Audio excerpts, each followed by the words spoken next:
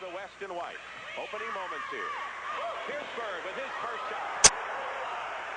He can do it all. They can talk about this for a moment. We look again. Flowers bumped it away. Here's where Berg had a shot, right there.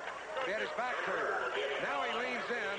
Evans comes over his back for the foul, and Berg will have 2 free throws. He never saw Evans, who commits his second personal foul, and Berg flicks. Not only is Berg a great shooter, is judged by his scoring average, nearly 30 points a game, but he's maybe the best passing big man since Bill Walton, and that's the man he admires more than any other pro. I think he's the best passing big man I've ever seen for a college player. Unbelievable. He would have had an easy dunk shot. Demick's got to go in. You can't wait at that baseline. The Berg. Larry Bird now has 6 points, and it is now from Idaho State. A pick inside, going up without the ball. Bird feeds it out now, and it's that man Garland again. Talked about early as one of the dark horse people using this as a showcase. You're looking right now at Galis, number 15 from Seton Hall. Out to number 21, Terry Durod of Detroit. Galis to T. That was Cheese Johnson who put that shot up. All right, we'll tell you who's in there. This is the Galis from Seton Hall, and a shot taken by Jeff Trope of Central Michigan, number 51. Wiley Peck commits the foul. He also is in the game. He's from Mississippi State. But Galis talks to the coach. Let's take a look now at Vinnie Johnson out of Baylor, averaged 25 points a game. He can put it up, and he'll take those shots around that free throw area of the jump shot. I had dinner the other night with Wiley. And we went down. No. I got me for the cab for $2, and the cab was $200. On the CBS Sports Spectacular this afternoon. Johnson defended well. He's a trap. He keeps going. I'm going to go back to Caesars with him, and he can pick up the check. Nick Galis, third leading scorer, number 15 in the nation. He's got the ball now. Prevex is on him. Peck is fouled. The basket will count. That is just pure strength, and he made the shot to a New York native. You see that smile after he hit that shot? All the way. Coming back to baseline. He would have had a basket on this play if he hadn't been knocked off balance. Perfect pass. Right here, he would have put it in. But Demick, better Evans bumped him, so Bird will go to the line. We are in the penalty. So Bird has 6 points, and the foul was on Evans, as you said. That's 3 personal fouls for him. Both sides in the penalty now with 6:56 remaining in the first half.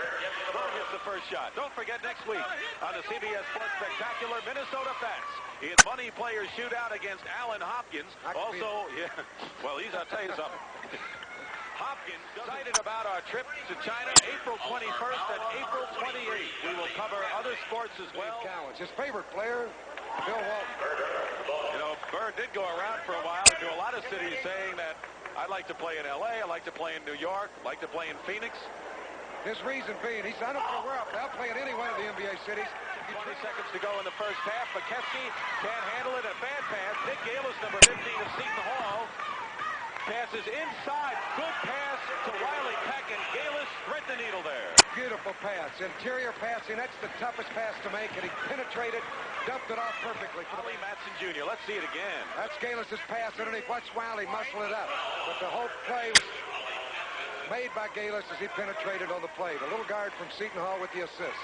Second foul. Made a good save there, but Larry Bird, look at that pass. Do-ride, and he scores. A big guy with a pass like that is incredible. Well, let me tell you the best thing about that. Turn it over as the East is open for 10 lead here. There's that pass a moment ago. Behind the back with the left hand. Perfect.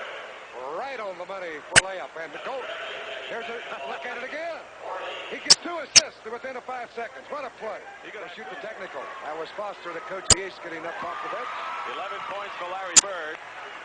Paul McKeskey, of course, played a different and a deliberate pattern style. Bird, look at that pass by Larry Bird inside to Jeff Trope of Central Michigan. The East leading by 13, and the East trapping on defense. Galis picks up the loose ball and lays it in. It is now 63-48. The East rolling away. Gets the rebound, does Trope. 25 seconds to go. Pete Rose roasted again at halftime on the CBS Sports Spectacular. And that's Tim Joyce who will inbound it. He finds Bird. Banks it in. Larry Bird, 13 points. He has played well.